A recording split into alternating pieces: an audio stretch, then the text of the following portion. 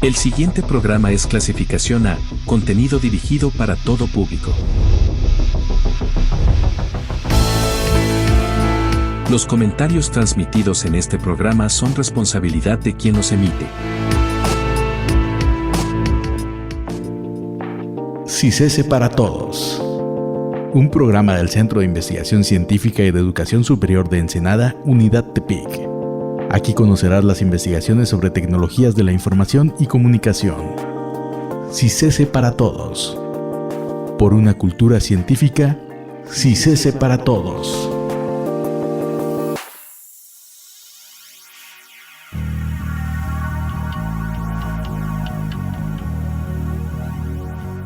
Bienvenidos y bienvenidas a CICESE para Todos, el programa radiofónico del CICESE UT3 que busca acercarlos a la ciencia y tecnología que se genera en Nayarit.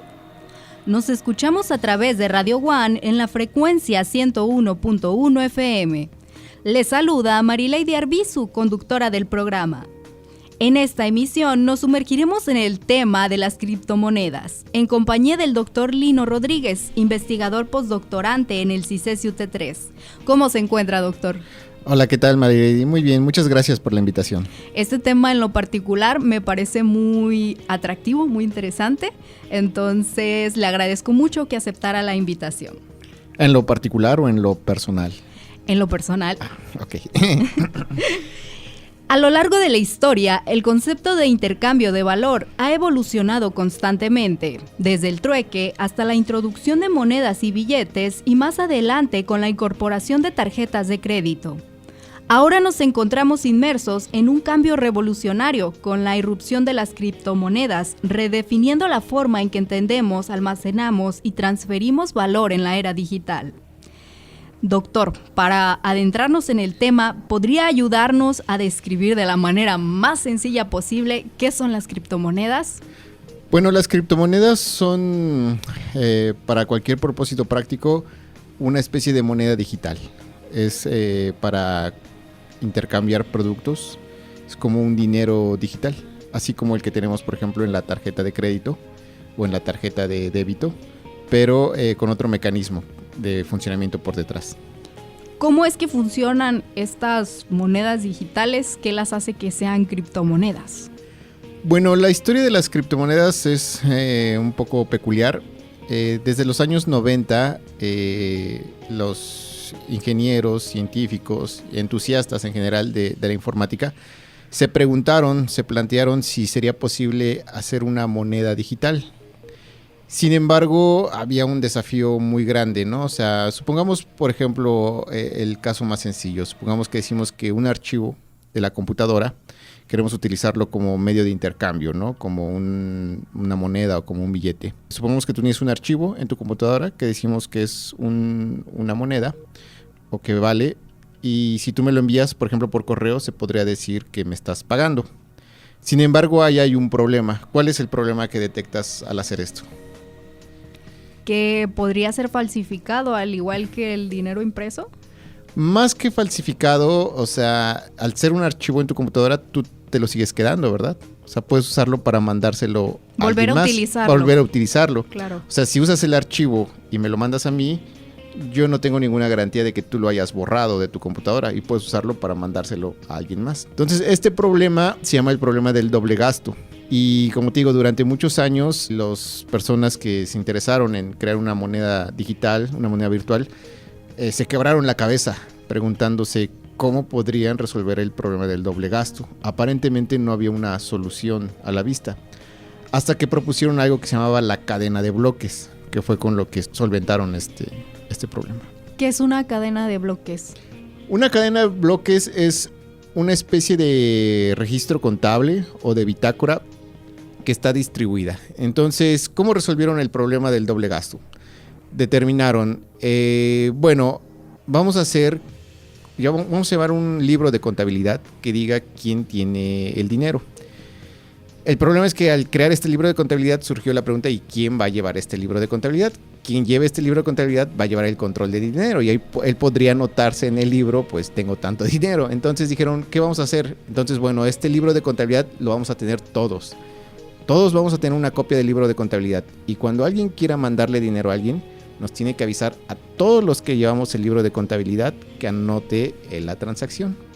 Y así es como se resolvió. Entonces digamos que la cadena de bloques es este registro que es de todos y de nadie. Está en todas partes, pero nadie es el dueño y todos tienen que estar de acuerdo en lo que está anotado en él.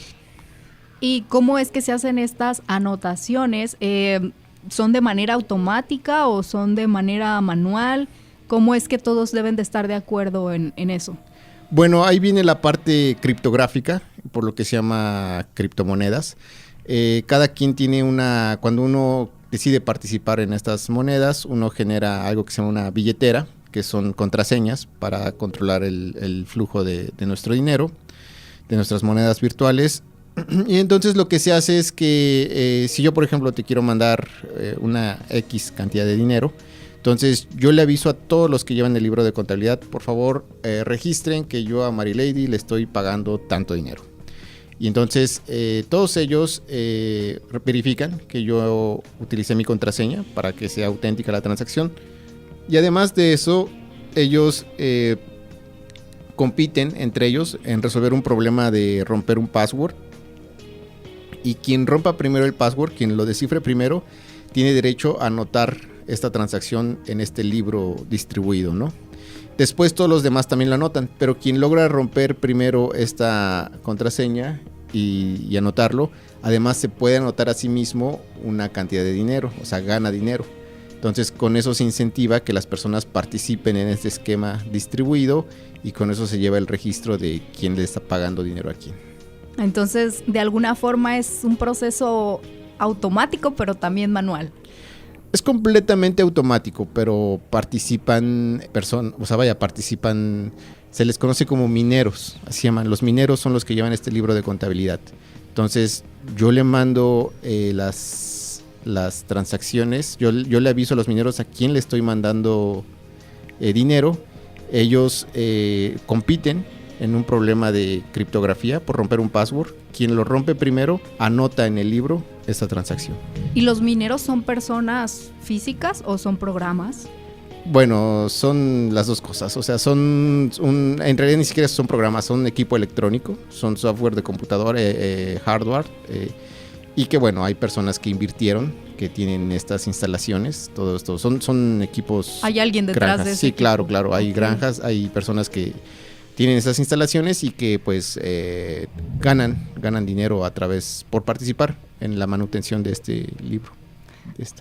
Gracias, doctor. Con esto me queda más claro qué son las criptomonedas y cómo funcionan, ¿no? Esta parte, sobre todo de la validación, me era compleja entenderla, entonces ya está más claro. Y para continuar con el tema, me gustaría que me diera su opinión de cómo cree que ha evolucionado o cambiado la percepción que se tiene de las criptomonedas desde que comenzaron a surgir hasta que comenzaron a viralizarse y ahora que pues ya han tenido más relevancia a nivel general, ¿no? Originalmente eran una prueba del concepto que solamente se manejaba en círculos muy cerrados casi podríamos decir eran hackers a lo mejor que querían como desarrollar esta tecnología, tenían curiosidad por saber si se podría hacer y ellos eran los que participaban, ¿no? Entonces al principio era solo eso, un experimento, ¿no? Yo creo que hubo un momento de cambio, la primera criptomoneda, para los que nos escuchan, es el Bitcoin. Es la más popular la primera, también. la más famosa, ¿no? Entonces yo creo que hubo un momento de cambio, como te digo, ellos empezaron a ser mineros, ellos se empezaron a hacer el proceso de manutención de este libro de contabilidad, el blockchain en inglés. Entre ellos se enviaban criptomonedas, era un experimento, pero hubo un momento de cambio en el que es célebre. Hubo una persona que vendió una pizza a cambio de Bitcoin, ¿no? Entonces, en ese momento ya participó alguien que a lo mejor no era técnico, o a lo mejor sí tenía alguna formación como ingeniero en sistemas o informática, pero él ya intercambió un producto real por estas monedas. Entonces ya ahí fue como un paso siguiente, ¿no? Después de eso se empezaron a asociar muchas cosas con las criptomonedas porque se utilizaban para cuestiones ilícitas. Entonces había mucha percepción de que eso solamente era algo ilegal, de que no iba a ir a ninguna parte. Y entonces empezaron a venir otros eventos, como por ejemplo que no fueron hechas ilegales, si bien no están completamente reguladas, pero hay avances hacia su regulación. Entonces yo diría que han ido avanzando de ser un experimento, después fueron tomadas con escepticismo, después a lo mejor ya están empezando a ser más aceptadas por la sociedad en general y por las organizaciones financieras y gubernamentales, ¿no? Considero que desde que elevaron su valor, las criptomonedas fueron más aceptadas por la sociedad en general, pero al momento en que lo pierden también surgen como ciertas dudas sobre este tipo de moneda. ¿Por qué su valor es tan volátil? Bueno, lo que pasa es que no hay nada detrás de ellas, ¿no? O sea, entender es un problema económico y financiero difícil de explicar. Pero, por ejemplo, yo te preguntaría, ¿qué hay detrás del dólar estadounidense? ¿Tú qué me dirías? ¿Qué hay detrás del dólar estadounidense? La confianza de todas las personas en el valor de esa moneda. La confianza, pero no nada más es la confianza, hay otras cosas, ¿no? Hay, por ejemplo, la economía de todo un país, su poderío militar, su poderío político, cultural, económico. O sea, toda esa confianza está respaldada en cosas que algunas son muy tangibles, ¿no? En el caso del Bitcoin no hay nada más que solo la confianza de que la siguiente persona me lo va a aceptar. No hay nada más. O sea, no hay una organización, no hay un gobierno, no hay una materia prima tampoco. No hay nada detrás, solamente es la confianza. Y entonces, y además es muy susceptible a la especulación. Entonces, eso hace que los precios sean muy inestables. Y que en ocasiones fluctúen extremadamente, ¿no? Quizás un comentario, por ejemplo, de Elon Musk puede hacer que baje la criptomoneda o que suba su valor. Sí, claro. O sea, como te digo, está basado únicamente en la confianza y en la especulación, en las personas que creen que mañana va a valer más o valer menos, y entonces eso influye mucho en su precio. Y entonces, al comentarnos usted que lo único que hace que estas monedas tengan el valor que tienen es la confianza que las personas tienen en ella, ¿podría decirse que son de control descentralizado? Sí, totalmente. Esa es la premisa filosófica social detrás de ellas. O sea, como te comentaba, surgieron en primera instancia tal vez como un experimento, porque querían saber si era posible crear una moneda digital, pero también surgieron como un acto de manifestación o de protesta política, de decir que nos gustaría que existiera una moneda que no la controlara a ningún gobierno, ¿no? ¿Podríamos crearla? ¿Sería factible? O que no la controle más bien, no solo un gobierno, sino ninguna institución, ninguna persona, o sea, que sea de todos, que sea distribuida, como dices, o sea, que todos tengamos voz y voto en su manejo. Qué interesante saber que más que un avance tecnológico, también es una parte social y económica, ¿no? Este tipo de monedas digitales. Sí, eso es lo más importante entenderlo, o sea, de hecho, si alguien invierte en Bitcoin, estás haciendo un voto de no confianza en tu moneda de tu país o en las acciones de las empresas, ¿no? O sea, estás diciendo, confío más como en esta sociedad distribuida, organizada de manera más no floja, sino más endeble o menos rigurosa, ¿no? Suena incluso idílico, ¿no? Una moneda que todos pudiéramos tener a nivel mundial, por así decirlo, y que sea la confianza de nosotros la que le otorgue el valor. No sé si idílico es la palabra, yo utilizaría a lo mejor revolucionario. Revolucionario, sí, sobre todo. Es una tecnología, como ya lo mencionábamos, revolucionaria. Como un acto más de protesta, ¿no? De Así manifestación. Es.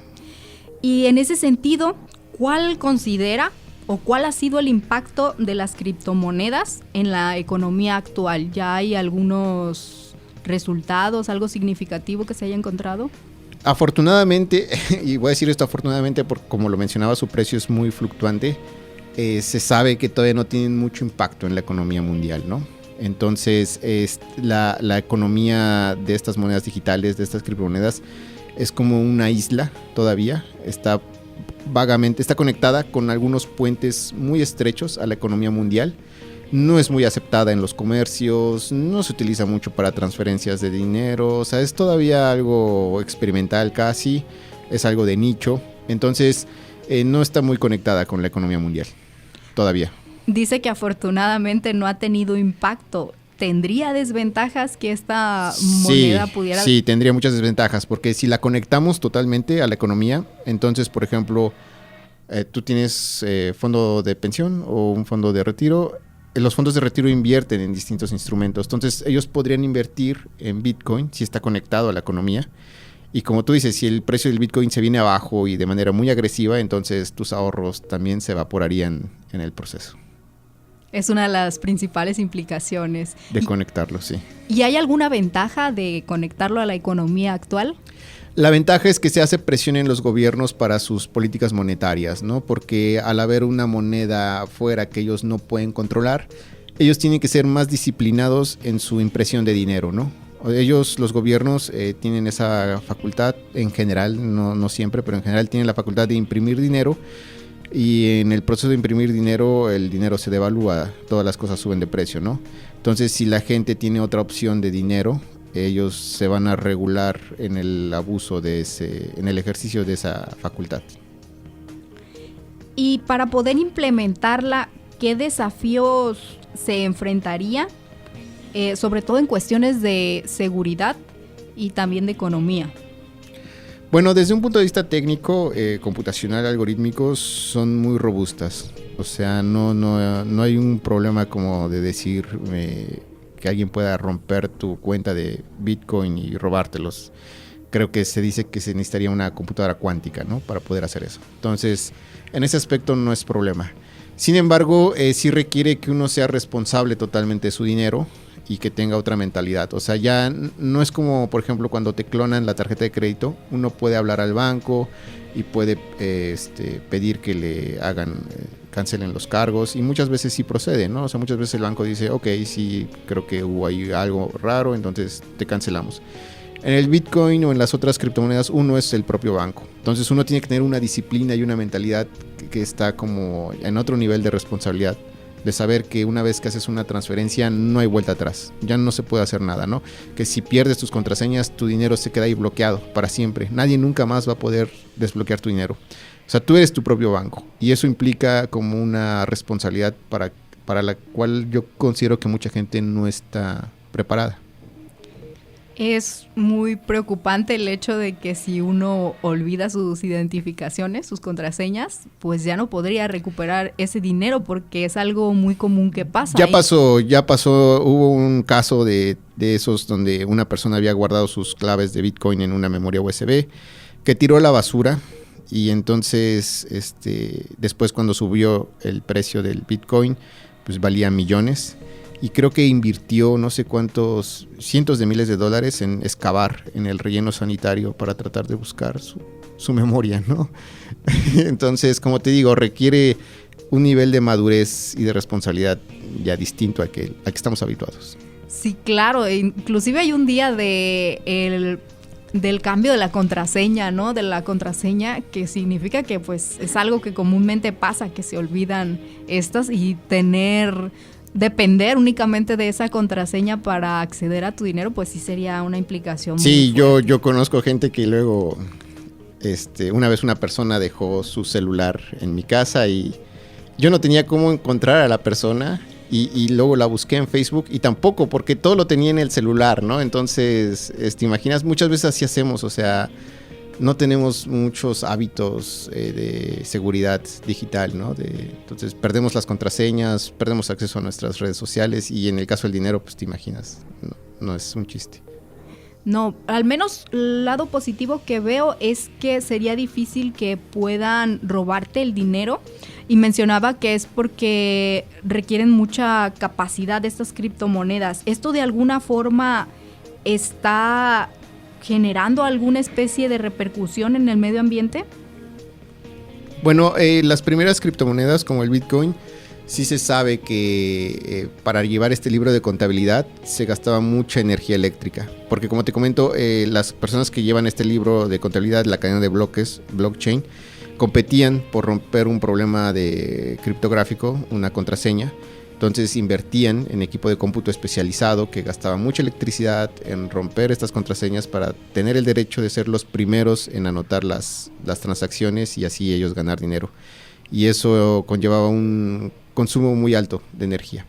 Hoy en día hay nuevas criptomonedas más modernas que ya no tienen este problema. Entonces se ha avanzado en ese sentido. Y entonces no es un mito el hecho de que pues contaminan un poco, pero sí ya se ha avanzado en ese tema. Es un mito y a la vez no. O sea, es real y yo no diría un poco, es mucho, contaminan mucho, son muy ineficientes. No es lo mismo, por ejemplo, la tarjeta de crédito. La tarjeta de crédito está en los servidores del banco, es una sola computadora, un solo centro de cómputo el que lleva nuestro conteo del dinero que tenemos en la tarjeta de débito o de crédito. Aquí no, aquí muchas personas, te estoy hablando de cientos de personas, llevan este libro de contabilidad y lo llevan desde el principio. Entonces es muy ineficiente, realmente es un mecanismo muy ineficiente de llevar una contabilidad, un registro, y aparte tienen que hacer estos procesos de romper las contraseñas que requieren mucha electricidad. Entonces no es un mito, pero se ha avanzado. Y una vez revisado todo esto, doctor, ¿usted se considera partidario o detractor de las criptomonedas? Yo soy detractor de las criptomonedas. ¿Por qué? Porque no he visto que se hayan adoptado masivamente. Cuando surgieron yo sí creía en ese proyecto, pero hoy en día considero que no va a tener el alcance necesario. No van a ser adoptadas. Son solamente un instrumento de especulación actualmente. Y como detractor, ¿cuál diría que son los desafíos de utilizarlas? Bueno, más que los desafíos, sí, los desafíos es la regulación. O sea, en el momento que un gobierno establezca, ¿sabes qué? Esto es ilegal, como ya ha pasado en algunos países, o sea, todo se vuelve polvo, ¿no? O sea, todos son... no hay nada real detrás de eso. ¿Y habría alguna ventaja de utilizarlas? ¿En esas circunstancias? ¿O? No, en general. Hay una ventaja, sí. Se pueden utilizar para transacciones, para enviar dinero. Eso es para algo para lo que sí la recomendaría a las personas. Yo, por ejemplo, sí he recibido depósitos internacionales, son carísimos. Un depósito internacional, te estoy hablando de casi a lo mejor $100. Y utilizando criptomonedas, te puede salir en centavos de dólar. Entonces, si hay personas que nos escuchan, que reciban remesas, dinero, sí les recomendaría que investiguen la posibilidad de utilizar criptomonedas para recibir ese dinero, porque se pueden ahorrar una muy buena cantidad de dinero. ¿Y qué otro tipo de recomendaciones daría a quienes consideran invertir o utilizar criptomonedas? Recomendaría que no lo hagan. Si es un instrumento muy especulativo. Si una persona quiere invertir, yo creo que hay otras opciones mucho más reguladas y clásicas de inversión, que seguramente son mejores para su perfil de riesgo, como personas que quieren ahorrar, invertir. Entonces, las criptomonedas son algo muy, muy arriesgado. Les recomendaría que estudien, que se informen, que conozcan un poco más, pero mi recomendación general es que no lo hagan. O sea, que sí es algo en lo que conozco personas que han perdido mucho dinero en eso. Entonces, sí es. Doctor, muchas gracias por este tema. Creo que ha sido muy digerible y muy interesante, como lo decía al principio. Con esto finalizamos esta emisión de CICESE para Todos. ¿Algo más que desee añadir al tema o decirle a los radioescuchas? Bueno, yo les recomiendo que si quieren conocer más del tema, sí investiguen por su cuenta, que no son un esquema para volverse rico rápidamente. Eso es otro de los grandes mitos. Y pues nada más. Y pues gracias por la invitación de nuevo. Gracias, doctor, a usted por compartir sus conocimientos y su experiencia en este tema. Y agradecemos a todos nuestros radioescuchas por acompañarnos. Los invitamos a seguirnos en redes sociales. Estamos como CICESE UT3. También pueden comunicarse con nosotros a través de WhatsApp al número 311-268-2765. Nos encantaría recibir sus opiniones y sugerencias sobre el programa y los temas que desearían que abordemos en nuestra próxima emisión. Les deseamos un feliz sábado y los invitamos a escuchar la próxima semana en CICESE para Todos a través del 101.1 FM de Radio One. Hasta la próxima.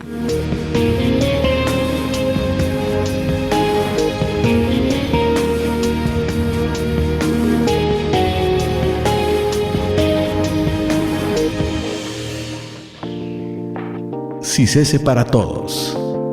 Un programa del Centro de Investigación Científica y de Educación Superior de Ensenada, Unidad Tepic. Aquí conocerás las investigaciones sobre tecnologías de la información y comunicación. CICESE para Todos. Por una cultura científica, CICESE para Todos.